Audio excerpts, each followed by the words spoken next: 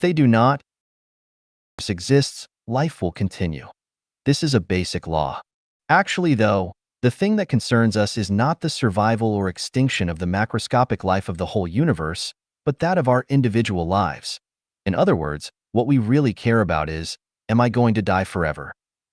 This involves such problems as the structure of the universe, the balance of life, the morality of the universe, and others. So I have written some simple discussions about symmetry in nature, mysterious and great power, and the golden mean, perfect proportion. We know that the core of order is symmetry. The universe is orderly, so the universe is symmetrical, and the Taiji diagram is a vivid simile for this. We also understand that the universe is holographic, that one cell can reflect all styles and features. Therefore, we come to the conclusion that life is symmetrical. This symmetry is not only reflected in that of certain individual lives, but in all lives in the universe. From 36-dimensional space, we can see that the zero world, heaven world, Elysium world, cathode black hole body, the 10,000-year world, and the 1,000-year world are symmetric to the inflamed layer, frozen layer, hell world, plant world, animal world, and livestock world. The mortal world is at the exact interface of these two symmetrical worlds. In this way, the symmetry of the whole universal lives is formed, namely the simplified overall structure of life, heaven, the mortal world, and hell. The universe has universal morality. Once it is reflected in any individual life, it represents the evolution of that life, its transmigration and reincarnation. For example, if a person's consciousness and thinking resonates on the same frequency as the morality of the universe, then their life can evolve toward heaven, the 1,000-year world, 10,000-year world, and the Elysium world. Otherwise, their life will evolve toward hell, the hell world, inflamed layer, or the frozen layer. Of course, this is just a general version. For a specific individual life, the evolution of life is much more complex. Why is life allowed to evolve? The answer is to maintain the morality of the universe and the dynamic balance of the whole of life. When the amount of any kind of life becomes too large within a limited space, it will have breached its symmetry. That is, it will have exceeded its limit. Similarly, if the amount of a certain kind of life is too small, it will also have breached its symmetry. This is just as with an industrial corporation with hundreds of employees. Only one general manager is wanted, and a few division managers, a maximum of 50 sales and logistics personnel, and the highest number of employees should work on the front line. If there are 1 or 90 on the front line, more than 90 sales or logistical personnel, or more than 50 division managers, this corporation is certain to fail. In order to ensure the normal survival and development of any corporation, its allocation of personnel has to be symmetrical. Certainly, this symmetry focuses mainly on the energy aspect rather than the quantity. The symmetry must be movable and flexible, not rigid and stiff. This is like the Earth's allocation of water. Seas and oceans account for the vast majority at 97.24%, glaciers and icebergs are 2.14%, underground tunnels are 0.61%, and rivers and lakes are only 0.0001%. However, all this water has to keep on flowing and cycling through meteorological changes and the Earth movements. To maintain a dynamic balance, or life could not survive here. The total amount of life's allocations in the universe is also like this. The amount of flora and fauna should be absolutely abundant. That of humans has to be moderate. The amount in hell is in no way smaller than the number of humans in the mortal world, and the amount in paradise has to be absolutely small. This certainly does not reflect a symmetry of quantity, but rather one of energy. It does not matter if there are a lot of ordinary people, but it does matter when there are too many kings. As a man sows, so he shall reap. Reap what one sows. Dispensing reward and punishment impartially and being meticulous are laws to safeguard the life dynamic balance and reflect the morality of the universe. Without this restriction of universe morality, the universe will be out of order and life will perish. The morality of the universe will not change according to the will of life. It is a law which hides in structural symmetry.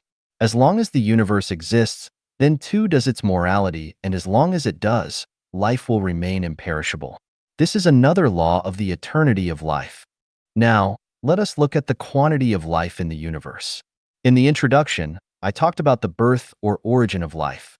In The Greatest Creator, I described the origin of the greatest creator and the universe. In humanity and life, I also spoke of the origin of human beings and life. Now, I want to ask you whether life's quantity in the universe is overall, static, or dynamic. To be more specific, is the population of humans on the Earth constant or variable? If we look at the size of the Earth's population, we see that it is not constant, but undeniably variable. There were about 6 billion people on the Earth 20 years ago, but more than 7 and 2/3 billion now. This proves that the human population varies, which seems to indicate that the amount of life varies. However, when we understand the structures of the cosmic spaces, the essence of life, the law of symmetry and balance of the cosmic lives, we find that the total amount of life in the whole universe does not vary, but remains constant. This so-called variability is due to the transmigration and reincarnation of various kinds of life beings in the universe. People who do not know about oceans and icebergs certainly think that river water must vary seasonally when they see that it decreases in winter but increases in summer. However, people who understand about oceans, icebergs, glaciers, and weather changes understand that the total amount of water on the Earth is constant and never varies. The river with less water in winter does not tell us that the total amount of water on the Earth has decreased, nor does its increase in summer and autumn mean that the extra water comes from nowhere. It happens because water is brought from other places by the movement of the Earth and the changes of the weather. Things decrease in some places but increase in others. Things with one nature increase as those with another decrease. The universe as a whole is constant. What changes is its form. The total amount of energy is constant whether the universe is expanding or shrinking.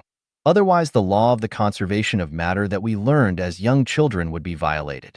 Once we understand that the universe is constant and that the total amount of water on the Earth is also constant, we will know that the total amount of life in the universe is also constant. The so-called change is a change of life's form or expression, but not a change of its quantity. There are those who might ask where all the extra people on the Earth have come from. Those extra people have transmigrated and reincarnated from heaven, hell, animals, and plants. Have you not noticed that while the human population has increased, animal populations have decreased? The lost animals have morphed into humans. This is unimaginable. How can it be? Is this not far-fetched nonsense? In order to understand this, we must understand the essence of life. In my introduction, we discussed the achievement of Dr. Langdon. The essence of life lies not in its specific substance, but in its form. And then we reached a further understanding that life is a non-material structure with spirituality. Material forms are not the essence of life. People are different from animals in terms of their life forms, but they are the same in terms of their essences, their non-material structures. The only differences are their structural forms. I hope we can all agree that gorillas are not humans, but only animals. However, in light of their life structures, the difference between gorillas and humans is only 0.1%. With a random comparison between rabbits, sheep, and humans, the differences between their structures is less than 0.2%. There are very few differences among the structures of Jesus, Sakyamuni, Laozi, saints, and ordinary people. But those tiny differences are enough to make huge differences in their lives' spiritual qualities. Therefore, when we say that many animals have moved on to become humans, we cannot judge them by their forms, but recognize the essences behind those forms. Otherwise, no matter how many pages I spend on it, we will never understand the transmigration and evolution of lives.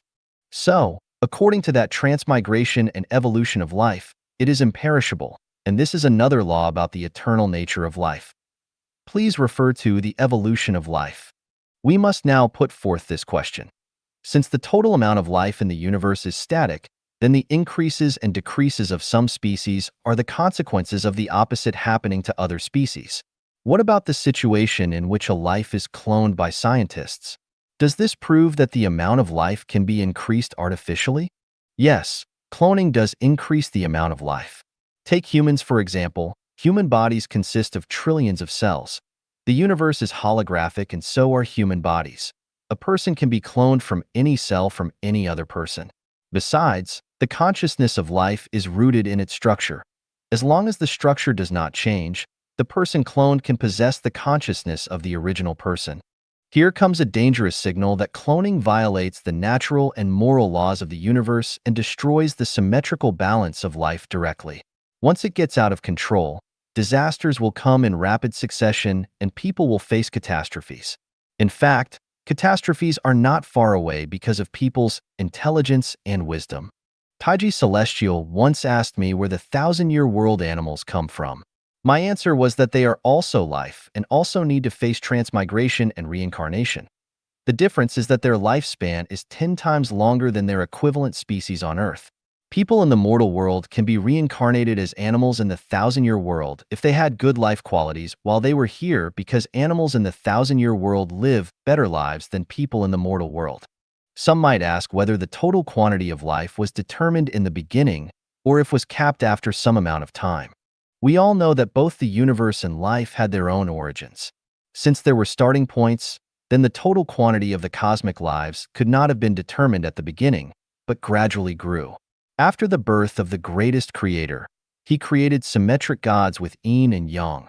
Then, he created angels in order to allow the universe to fill with happiness and vitality.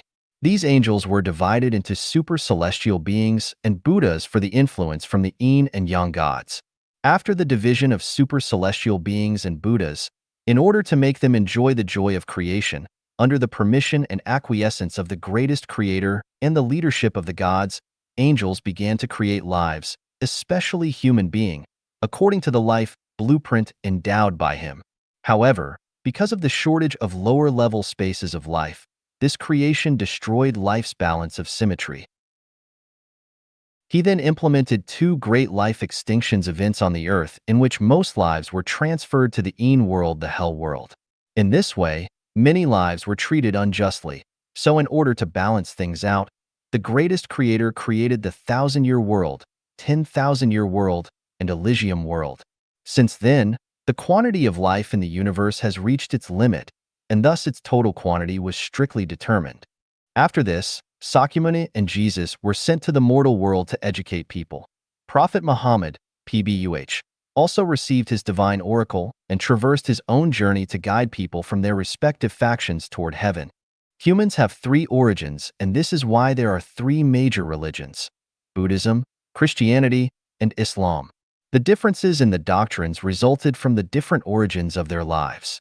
This is just an outline of an outline, and its real complexity would be too difficult to explain clearly as it involves too many astonishing details. A little imprudence could cause major misunderstandings, so therefore it can only be perceived by heart and not explained verbally.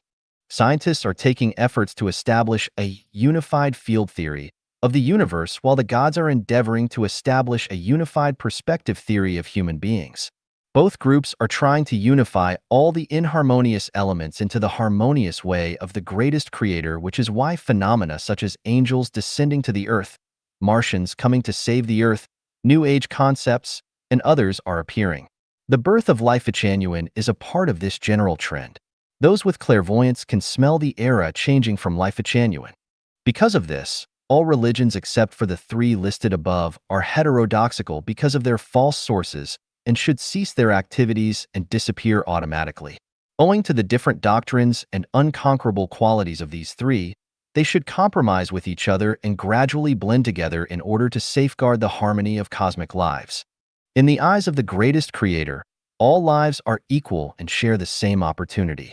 As lives are imperishable, everyone, regardless of their religion, faction, nationality, or race at present, should stop thinking about maintaining their own current interest, but only consider their future direction.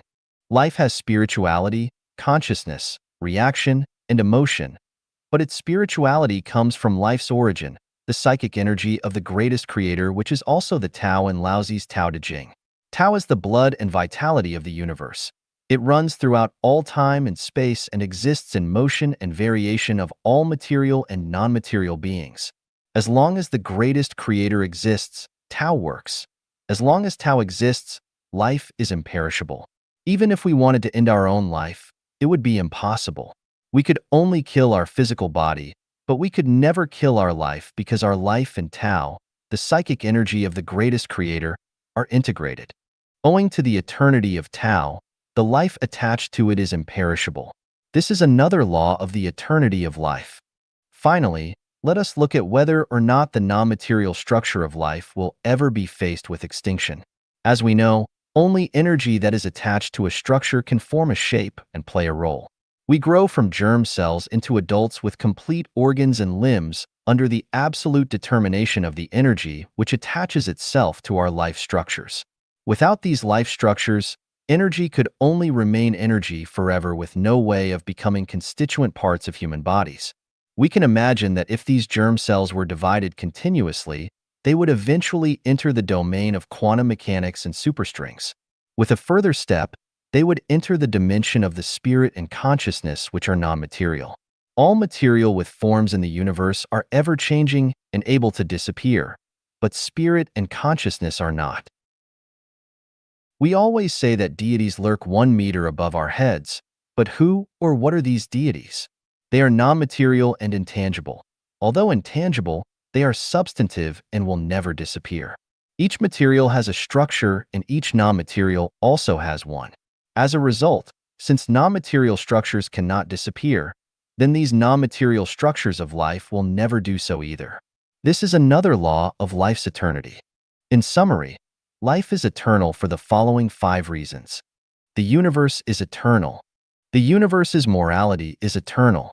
Life beings can transmigrate and change. The psychic energy of the greatest creator, Tao, lives forever. Non-material structures are eternal. These 5 reasons determine the law of life's eternity. If my theoretical analysis above leaves you confused, then consider the facts.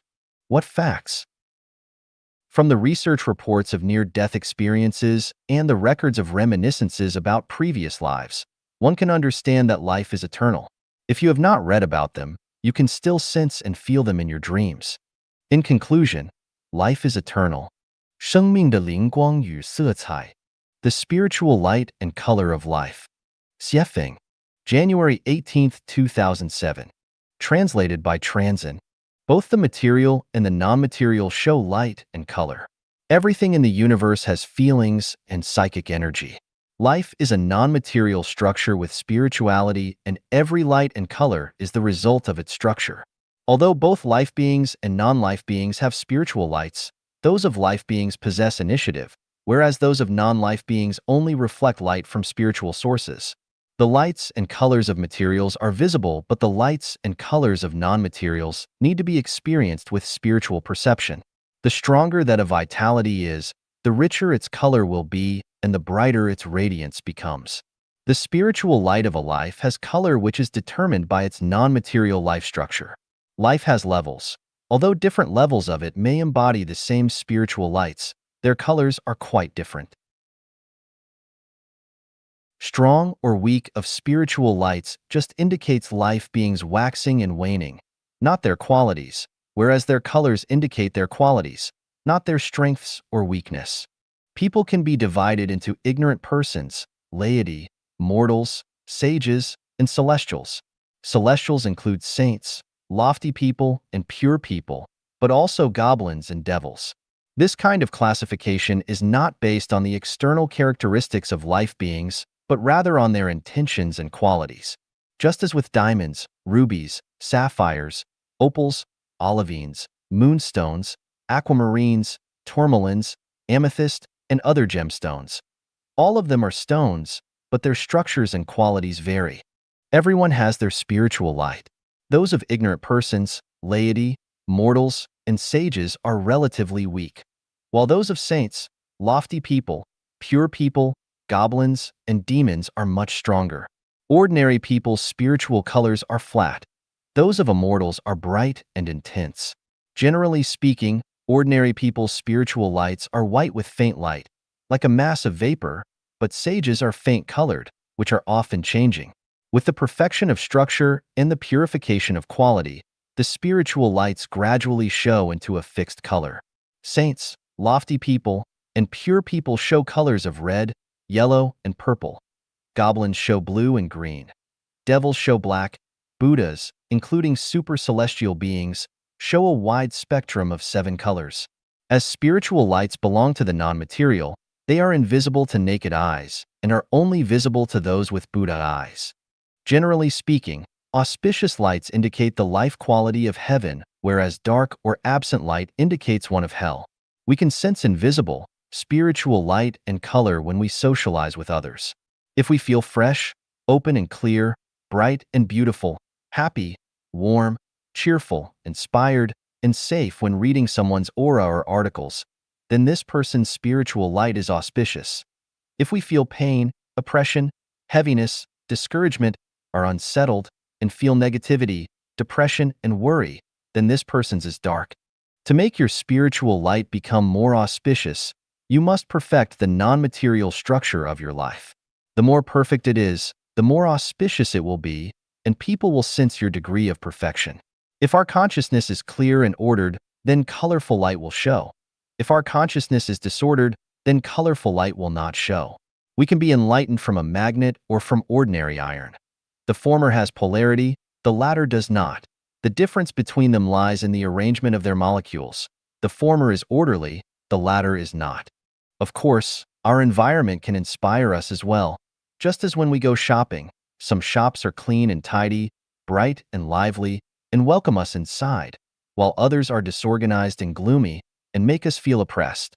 The non-material structures of life are like those shops. Some people's life structures are like green hills with clear water, bright and colorful, while others are more like barren hills with muddy rivers, barren grounds, and evil. Different structures present different spiritual lights and colors. Looking up to heaven, we only see the blue sky and white clouds, but cannot see the concealed, infinitely natural scenery. This is because our spiritual perception is too weak for our consciousness to enter into the non-material world. What do we see as we gaze across the vast Gobi Desert? Most people just see sand, but some see the grand phenomenon of heat currents flowing across the Earth's surface, while others even see mirages. The longer you concentrate on something, the more you will understand it and find things that are invisible to others.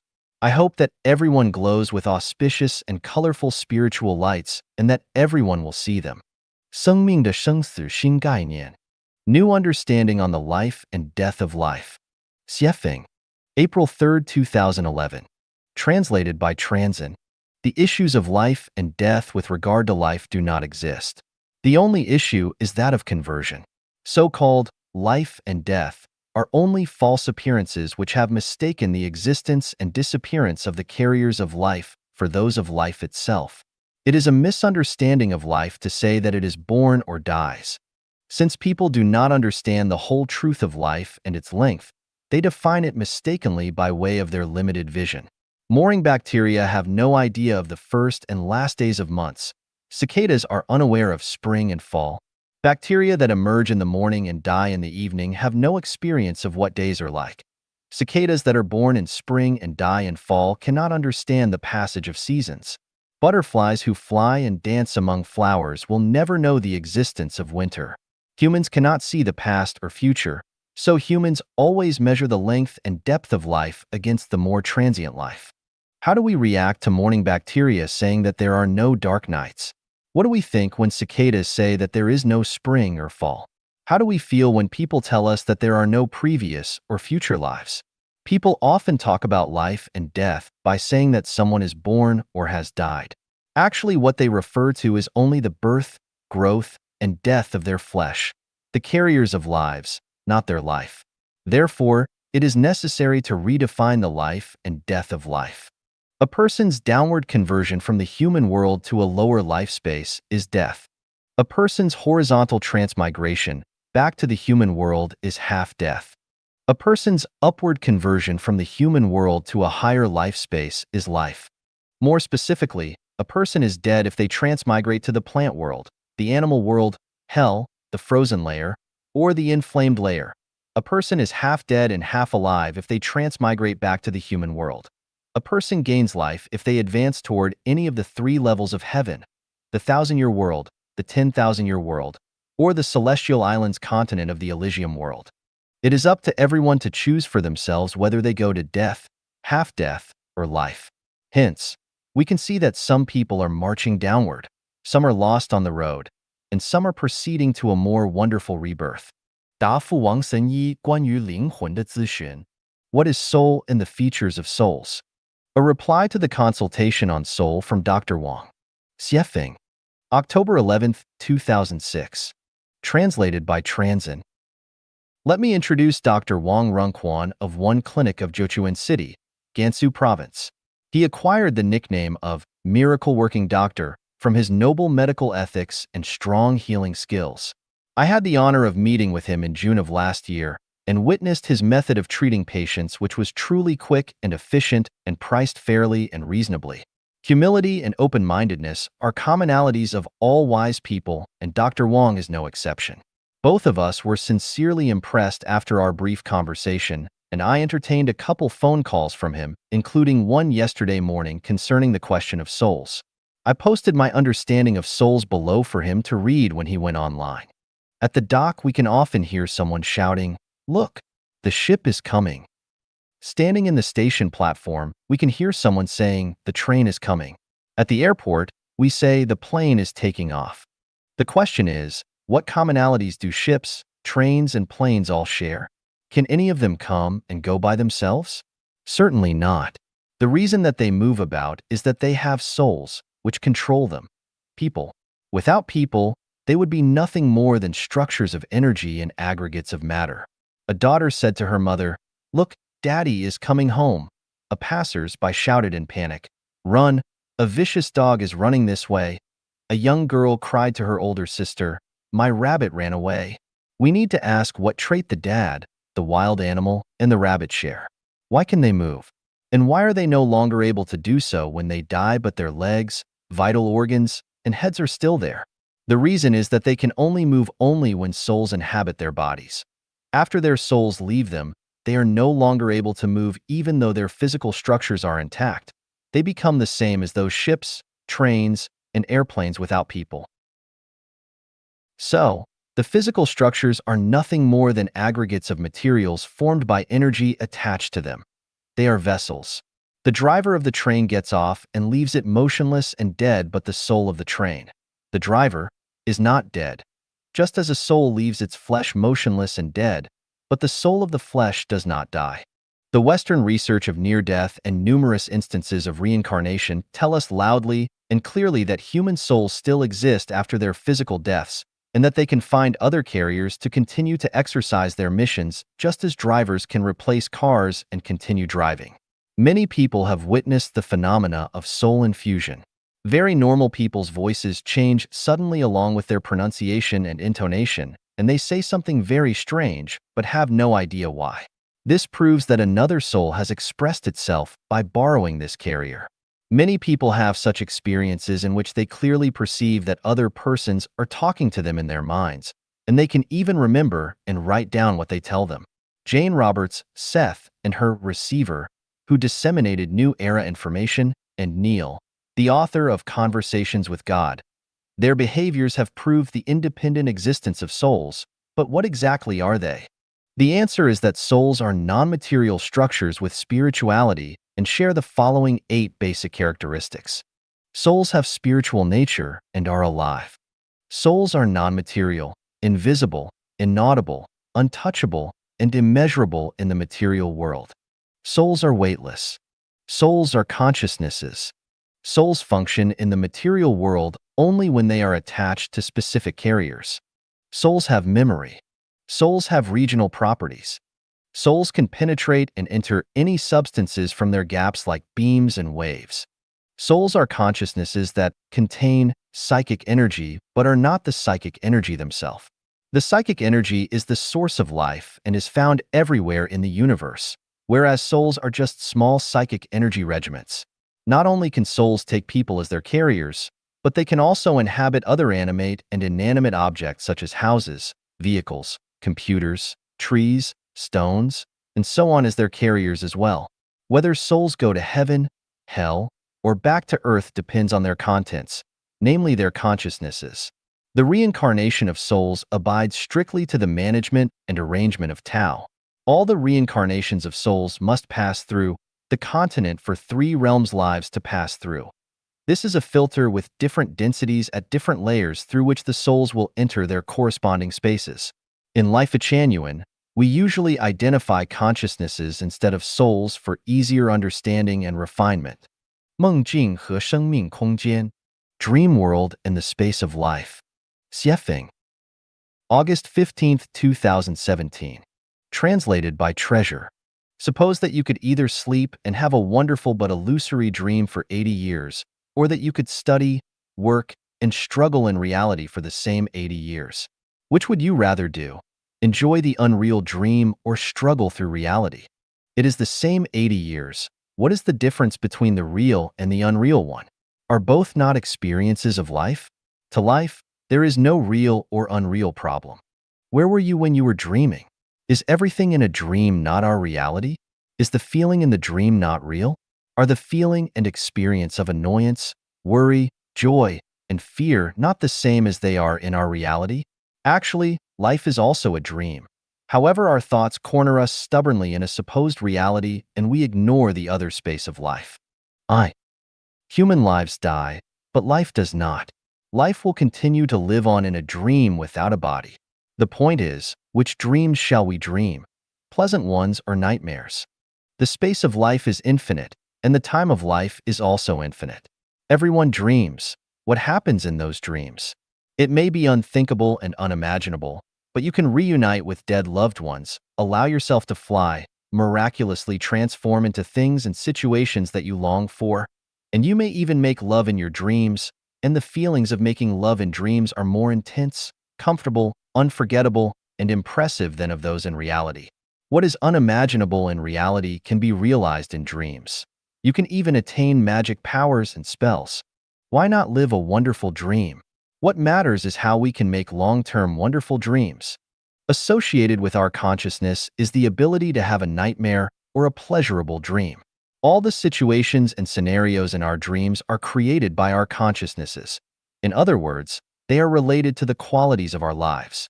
If our non-material structure is perfect, then we can have great dreams, while defective non-material structures lead to nightmares. Question: where are heaven and hell? Answer: in our consciousness, the non-material structures of our lives. If our minds are full of envy, hate, greed, fear, anxiety, struggling, fighting, killing, despoiling, maintaining possessions, and controlling others, then we will undoubtedly live in hell and suffer from many nightmares, and our lives will descend into hell when we die as humans. Conversely, if our minds are full of joy, gratitude, appreciation, pleasure, love, the fragrance of beauty, elegance, and unrestrained nature, then we will live in heaven and our dreams will be pleasant, and our lives will certainly ascend to heaven after our human bodies pass on. What kind of dreams are most of yours? If they are usually beautiful and you love everything in them, it is proven that your consciousness is fine. On the contrary, if they always leave you annoyed, sad, depressed, fearful, or terrified, it proves that your consciousness has too many misdirected and harmful thoughts. Our consciousnesses create both our realities and our dreams. We are not aware of our real consciousnesses. The ones that we know are only the surface ones, as the tops of icebergs floating above the water, but what really works are the deep consciousness, which we do not understand very well. Just as the bottom part of the iceberg is much bigger and supports the part that we see, it is the deep consciousness of which we are not aware that support our dreams. The dream world is created by the deep consciousness, and our reality comes from them as well. There are 18 factors which we are unable to manage or control in life, including our inability to choose our parents and the times and surroundings of our birth. Why can we not self-manage and control them?